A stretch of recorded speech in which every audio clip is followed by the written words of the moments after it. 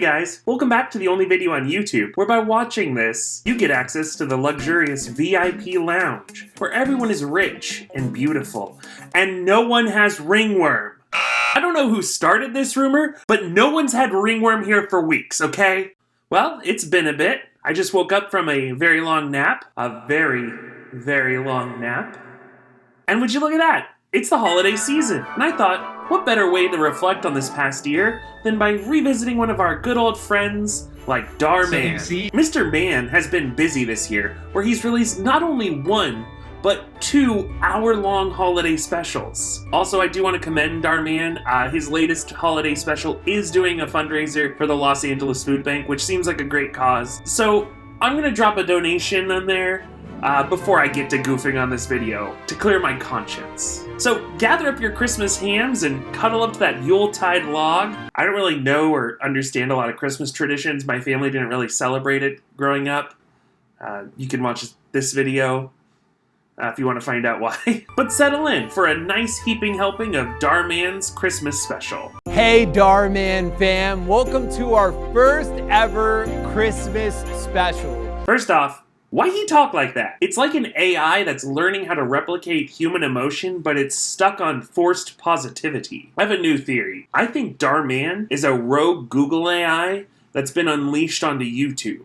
It's all making sense now. Hey Dhar Mann fam. This Christmas special is set up like a game show where you have 2 sets of actors on different teams. You have the naughty side and the nice side. Dhar Mann even tries to put on his best game show host Steve Harvey type impression. Shut up!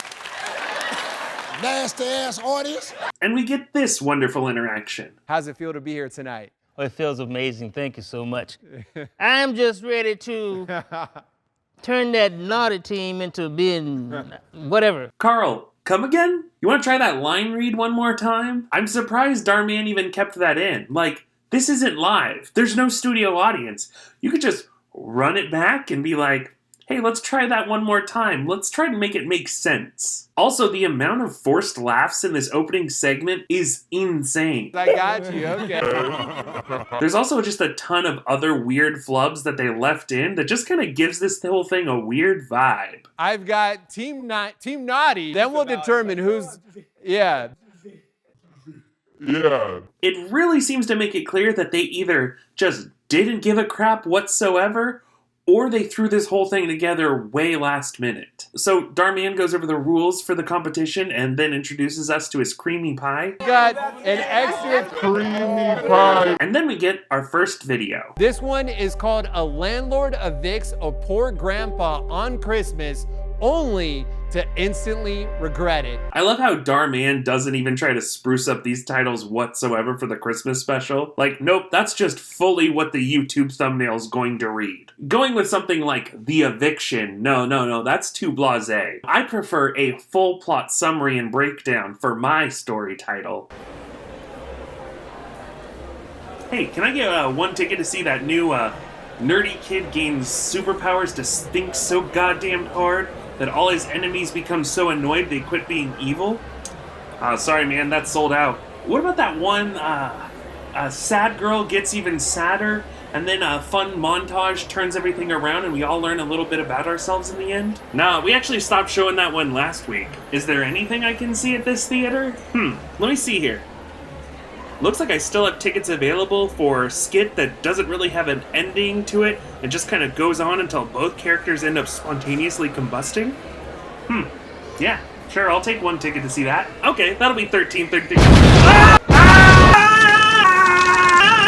We're both on fire! You and I are both on fire! The first holiday short opens up with a grandpa reading an ominous eviction notice, only to have a sheriff show up at his door and give him another ominous eviction notice. Mr. Lawrence, Yes? you're being evicted. This is a court order to remove you and your belongings from this property. It's wild how this is basically the same story beat as the previous scene. Grandpa looks worried at letter in his hand. Camera zooms in on the letter. And then, moments later, Grandpa looks worried at letter. Camera zooms in on letter. I also am realizing how often Dhar Mann uses revelations of bad news in letters as a plot device. Eric has cancer. It's cancer. I just need a little more time to get the money. I'll take it from here. Thanks. Wait, what is this guy, like a super cop? He's just like, I'll take it from here, buddy. I'm a landlord. This is my jurisdiction. Is he gonna try and good landlord, bad cop this guy? Hey, come on now. Remember when you reported to me that your toilet was broken and there was exposed live wiring in your child's bedroom? Remember, I took care of it for you. Yeah, it took a few months and a court order to get me to do it. But hey, come on, be a friend and get out of the apartment. My partner, this sheriff over here, he's not as agreeable as me. I used to do well for myself. And I even own real estate just like you. But lately, I've fallen on hard times. Wait. Grandpa was also a landlord? Shit, maybe this is just karma coming to get him. How are we supposed to know that Grandpa didn't evict some family on Christmas 20 years ago? I need you out. Now. Fellas. I need everything out of here. Pronto. I love that the evil landlord guy just has a goon squad of movers, like, ready to go, just hanging around the corner. Okay, Sheriff, you're gonna go first, scare him with the big letter. Then I'm gonna swoop in and make my big appearance. Jones and Billy, you come through last as the muscle. What the hell is that guy even pointing at? Like, oh look, there's a little girl. Do we have to box her up too? No! Don't take that. My wife gave that to me. Also, I don't think the landlord just gets to keep his stuff. He's getting evicted. He can keep his wife's vase. They're just gonna post up with a yard sale out in front of the apartment like, hey, Christmas discount, everything must go. Come buy this poor guy's stuff. So landlord's mom shows up and sees the whole situation going down. Why in the world are they crying? I just had to evict them. What? You evicted them? Adam, how could you? It is Christmas Eve. Couldn't you have waited to throw them out on January 1st like a decent human being? But then, it's revealed that Landlord and his mom, Landlord Mom, were in the same situation many years ago. When you were just a child, I went through a really hard time. I was a single mom with a low-paying job, raising you on my own in a tiny old apartment. Why can't he remember that? The kid looks 10 years old in the flashback. Wouldn't he be able to remember being poor for, like, maybe a little bit of his life? A few weeks later, on Christmas Eve, I got a knock on my door. The landlord had come to evict us. What the hell is up with these landlords kicking people out on Christmas? Basically, landlord guy has technically already lived this experience, and now he just seems to be stuck in a forever loop, repeating it. Is that little girl gonna grow up to be a Christmas Eve evicting landlord as well? He told me that we could stay rent-free for a few more months until I got back on my feet, but only on one condition. Pay it forward. Wait, he was just walking around with that in his pocket?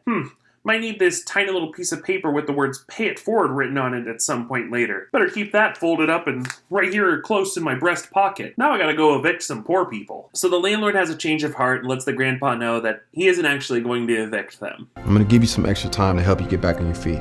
Thank you so much.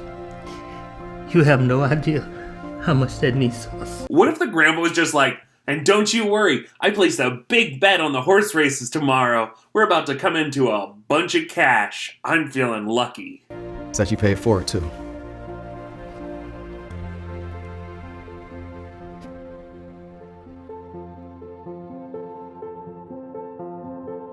Mary? I barely recognize her. It's a goddamn time loop. So that was the first of the Christmas special shorts. And then it's some more game show shenanigans where they play charades or something. Alarm clock. The sun rises and you wake up.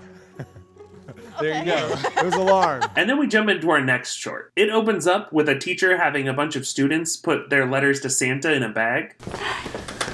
Thank you, Angelo. You look adorable. Thanks. Maria, what are you wearing?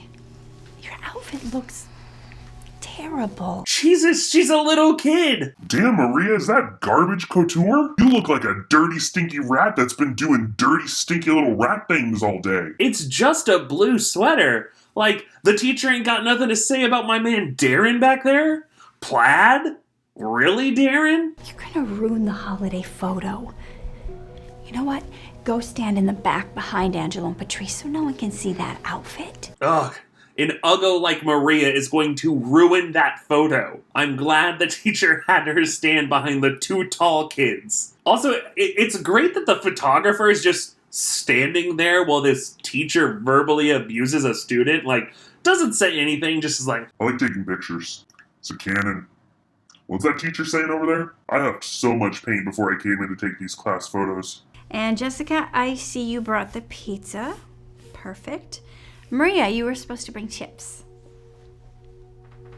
What school is this? What student brought a whole ass sandwich platter for the class and a large pepperoni Papa John's pizza? And the teacher's like, hold on, honey. You didn't bring the kettle-cooked salt and vinegar Lay's chips in? You're not eating tonight. I'm so thrown off by this short because it feels like it was written by some, like, angry 5th grader who was mad at their teacher. Like, it's just so bizarrely, like, completely unrealistic. Like, I know teachers can be mean to students, but this just seems ridiculous. Then the teacher's doing this weird, like, white elephant gift exchange where each student, one at a time, has to come up and take a present from her desk. It's really weird. Treese, you're number 2. This one. I don't understand. But of course, big ol' idiot Maria dropped the ball again. You were supposed to spend $20. I tried to. Tried?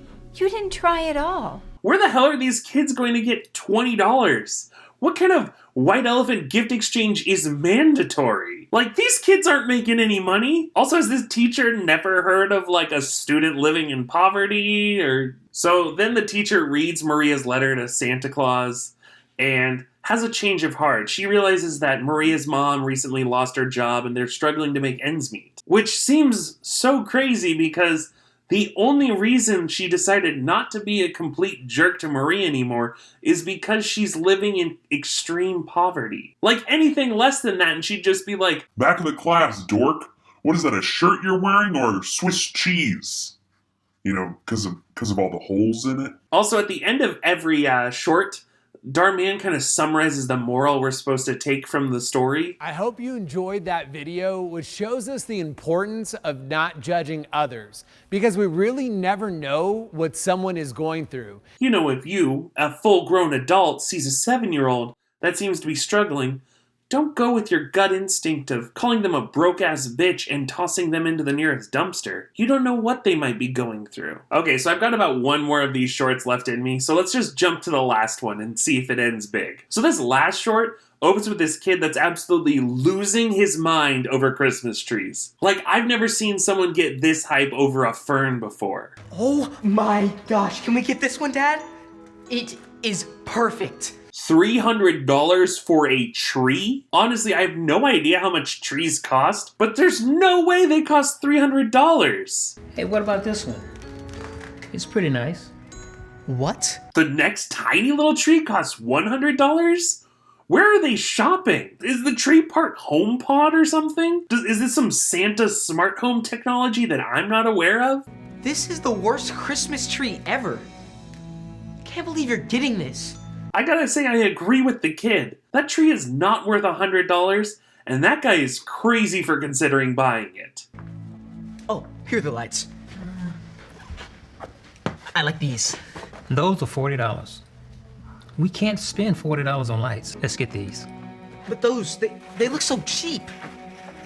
I like these. I don't want those. This kid has some extreme opinions about Christmas decorations. Like, wait till they get to the giant inflatable yard decorations. Sorry, son. We can only go with the 12-foot tall kaiju-sized giant singing Santa Claus. We can't afford to go with the Super Bowl halftime laser light show and snow cannons. Times have been tough. Let's just go get my iPhone. Okay, so the two versions that we have left are the iPhone 12 mini and the Pro Max. I can't even figure out what store they're shopping at here because it seems like a furniture and decor store, but then they also are just selling iPhones at the desk. So the dad tries to talk his son into getting the iPhone mini, which is roughly the cost of 7 Christmas trees, but the kid isn't having it. He storms out of the store where he sees a homeless man and a kid having a Christmas moment. I mean, what was he thinking? Yeah. I found it in the trash. I know it's not like the real trees we used to have. I love it so much. Oh, I almost forgot. I got you a present. Okay, but what if he pulls out an iPhone Pro Max right there? Just found this as well in the trash next to that tiny little Christmas tree. An old iPhone? I'm sorry. Of course it's an iPhone. I'm losing my mind. Also, old? That's an iPhone like 10s or whatever. That's barely 2 years old. That is a young adult iPhone, okay? That ain't no old iPhone. That iPhone is barely out of its youth. I understand if you don't like it. Are you serious? I don't like it. I love it. Boom, got him. It's great that this father and son are having this touching moment where they're really connecting, and this creepy kid is just standing 10 feet away from them watching them have this conversation.